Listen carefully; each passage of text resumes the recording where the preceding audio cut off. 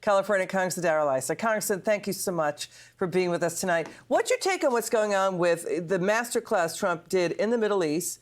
Multi-trillion-dollar deals over 5 to 10 years coming in. He says up to 10 trillion or more. Plus, also this, none of the major economic indicators, Congressman, show any kind of recession or inflation.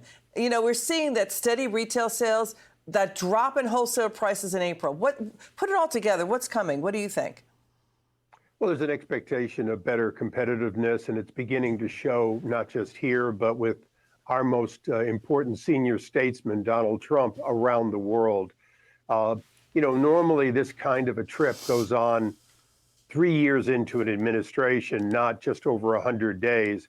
But the speed with which Donald Trump is making these changes and the world is noticing, one of the interesting things around the world is they all are looking at us and saying, shouldn't we be doing this? And some of the countries are trying already to get on board because they know it's the right way to improve prosperity in their countries, just as President Trump is doing in ours. So now we've got more news, breaking news coming in. President Trump, by the way, he said the clock is ticking for 150 nations to make a deal with the White House or face higher tariffs, some as high as 50%. But let's get your reaction to Trump's National Economic Council Director, Kevin Hassett. There's more trade deals coming possibly by next week. Watch.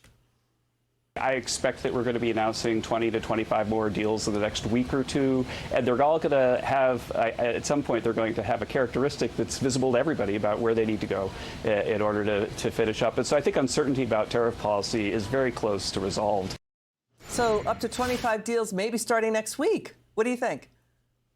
Well, I think it's great, and I think that the countries who choose to wait and find themselves out of a picture in which all of the resources we need will be provided by the countries that have stepped up to the table. Look, Great Britain has been an ally of ours, for centuries, and they proved it by being the first of many to say they wanted a deal, and President Trump was able to negotiate the outline of a deal in days, not years. Let's turn to the big, beautiful bill. We know the House Budget Committee failed to get it out of committee. It's got the tax cuts. The next vote is scheduled this Sunday night at 10 p.m. Can they get it done? We're hearing the Republican Congressmen, conservatives, all voted against it. Not enough spending cuts. The complaint is wind and solar tax credit, green new energy subsidy phase-outs were delayed. Medical work requirements still don't start until after the Trump term. There's, at least 12 million to 23 million able-bodied people on Medicaid, including illegal aliens. I mean, there seems to be consensus of that.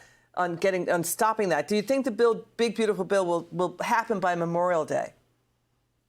I believe the president's going to bring us all together, and he'll certainly have his own messages, but one that the speaker and others have already made clear is if we do nothing, it hurts America. If we do nothing, taxes will roll back up. If we do nothing, all those reforms that most of us as conservatives want so badly won't happen.